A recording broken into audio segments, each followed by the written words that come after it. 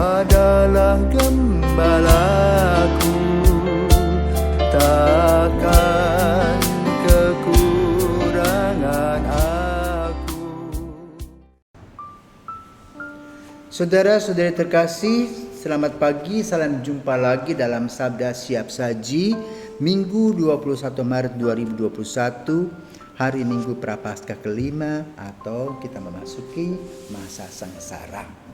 Mari kita berdoa karena Bapa, Putra, dan Roh Kudus.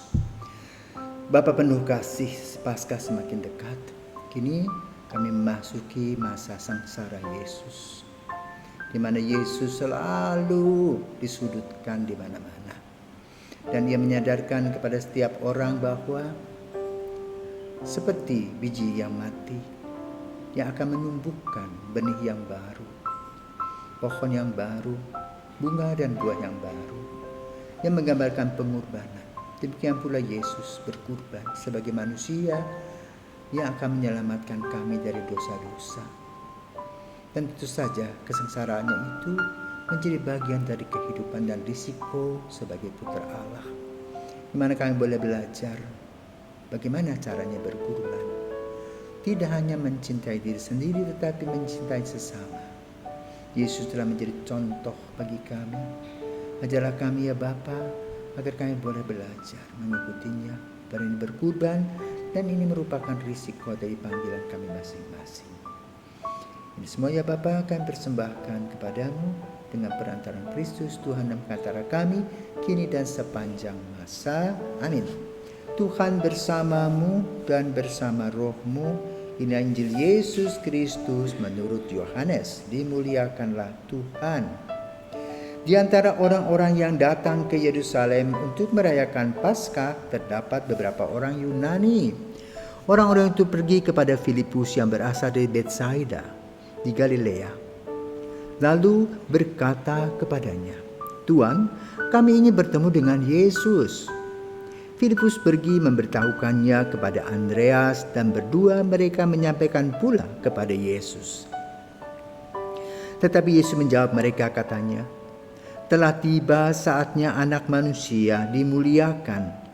Aku berkata kepadamu, sesungguhnya jikalau biji gandum tidak jatuh ke dalam tanah dan mati, ia tetap satu biji saja. Tetapi jika mati, ia akan menghasilkan banyak buah. Barang siapa mencintai nyawanya, ia akan kehilangan nyawanya.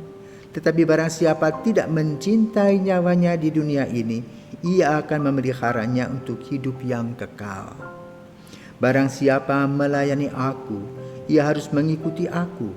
Dan di mana aku berada, di situ pun pelayanku akan berada. Barang siapa melayani aku, ia akan dihormati Bapa. Sekarang jiwaku terharu dan apakah yang akan kukatakan? Bapa, selamatkanlah aku dari saat ini. Tidak, sebab untuk itulah aku datang ke dalam saat ini. Bapa, muliakanlah namamu. Maka terdengarlah suara dari surga, aku telah memuliakannya dan aku akan memuliakannya lagi. Orang banyak yang berdiri di situ dan mendengarnya berkata bahwa itu bunyi guntur. Ada pula yang berkata, seorang malaikat telah berbicara dengan dia. Tetapi Yesus menyahut, suara itu telah terdengar bukan karena aku, melainkan karena kamu. Sekarang berlangsung penghakiman atas dunia ini. Sekarang juga penguasa dunia ini akan dilemparkan keluar. Dan aku, apabila sudah ditinggikan dari bumi, aku akan menarik semua orang datang kepadaku. Ini dikatakan Yesus untuk menyatakan bagaimana caranya ia akan mati. Demikianlah Injil Tuhan. Terpujilah Kristus. Bapak Ibu yang terkasih, belum lama di Myanmar ada seorang biarawati yang berlutut di hadapan para tentara dengan mohon agar mereka tidak menembaki rakyat sipil yang tidak bersalah. Ini risiko besar, bisa didor dia. Tetapi tanpa keberanian suster ini, mungkin orang-orang sudah didor. Sama seperti pengalaman di Filipina beberapa tahun yang lampau. Ada people's power. di mana mereka menggunakan, suster-suster menggunakan rosario berlutut di pinggir jalan besar. Sementara tank-tank berjalan, mereka terus mendaraskan rosario. Kenapa? Bahaya, mengancam. Mereka akan ditembak. Kelaliman demi kelaliman terjadi. Demikian pula baru-baru ini Paus Fransiskus mengunjungi Irak. Mengenang 10 tahun yang lalu, anak-anak TK dan anak-anak remaja yang menjadi kurban dari sekelompok orang mengatasnamakan agama. Mereka dibunuh hidup-hidup. Mereka menjadi martir dalam usia yang relatif muda. Anak-anak dengan kepolosan ketika mereka dikumpulkan di sekolah, mereka disuruh mengubah imannya, mereka tidak mau.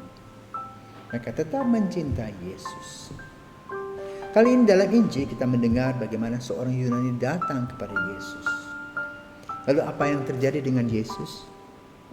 Sudah bertumpuk-tumpuk kesulitan demi kesulitan, hambatan demi hambatan yang merajam Yesus.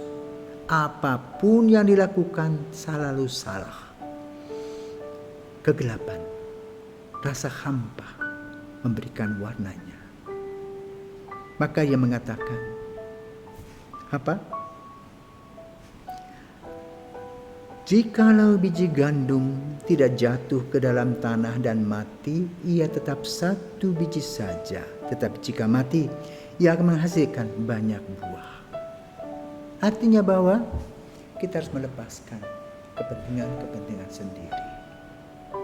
Kita biasa dengan ego, kita biasa dengan sikap kita hedonis, konsumeristis, dan tidak pernah pikir orang lain. Rasa sosial kita berkurang. Kenapa? Dengan teknologi canggih, semuanya menjadi independen. Orang hanya urus dirinya sendiri. Bahkan sekarang, semua bisa dibuat sendiri. Kalau membuat lagu pun bisa buat sendiri. Mau memasak pun bisa buat sendiri. Tinggal membeli bumbu-bumbu dan sebagainya. Semuanya lebih praktis dibandingkan zaman dulu. Karena itu pengorbanan, sosialitas itu habis, boleh katakan. Terkuras oleh situasi dan kondisi. Maka dalam situasi seperti ini, Yesus mengingatkan kita kembali. Janganlah jatuh pada cinta diri, tetapi mencintai sesama. Seperti biji yang tidak jatuh ke dalam tanah, dia tetap satu biji. Tetapi bila kita mau berkorban, maka pengorbanan kita yang kecil-kecil tadi menghasilkan buah-buah kepuasan. Seperti yang dibuat oleh Ibu Teresa. Bagaimana dia memperhatikan orang-orang kecil. Lapar, haus, dan sebagainya dia lewati. Kenapa? Mengikuti Yesus yang haus. Banyak orang di mana kita masih bersyukur, berani berkorban, mengikuti teladan Yesus. Dikemplang ke sana, dikemplang ke sini, dilecehkan, tidak dihargai. Tetapi mereka terus berjalan. Dalam peristiwa revolusi kebudayaan tahun 50-an, banyak misionaris yang harus keluar dari Cina. Mereka tetap berkarya sampai akhir hidup mereka, mewartakan Kristus yang tersalib. Karena itu hari ini, Yesus mengingatkan kita kembali, agar kita berani berkorban, sebagaimana anak manusia yang berkorban. Saat Injil ini dibacakan atau dibicarakan, Yesus masih hidup, belum masuk dalam dunia yang gelap, ditangkap, disesah, kemudian dipukuli. Tetapi Yesus sudah memberitahukan, memberi sinyal-sinyal, fenomena-fenomena dalam hidup. Maka kita pun juga kalau kita mau mengikuti Yesus, kita harus juga bisa melihat tanda-tanda zaman. Di mana kita harus bertanya, apakah aku egois? Apakah aku betul sudah melakukan cinta kasih seperti yang diinginkan oleh Yesus dan dilaksanakan oleh Yesus? Atau kita hanya menikmati saja semua yang ada untuk kepentingan sendiri? Maka hasil kepuasannya berbeda.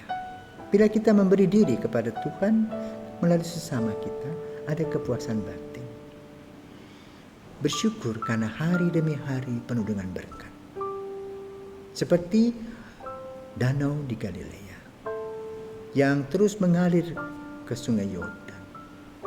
Beda dengan Laut Mati, aliran sungai Yordan itu bertumpu pada satu tempat dan tidak menghasilkan apa-apa. Makhluk hidup pun tidak bisa hidup di sana.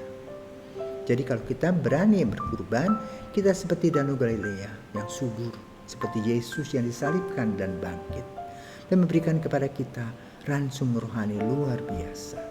Sementara kalau kita hanya memperhatikan diri sendiri, kekakuan-kekakuan kita pada dunia kita secara material, jasmania, itu rusak dan akan membusuk, tidak memberikan keharuman. Tetapi Yesus memberikan kepada dunia keharuman. Kenapa? Kasih yang tak terbatas. Mari kita belajar untuk kasih yang tidak terbatas walaupun harus berani berkorban. Semoga kita diberkati.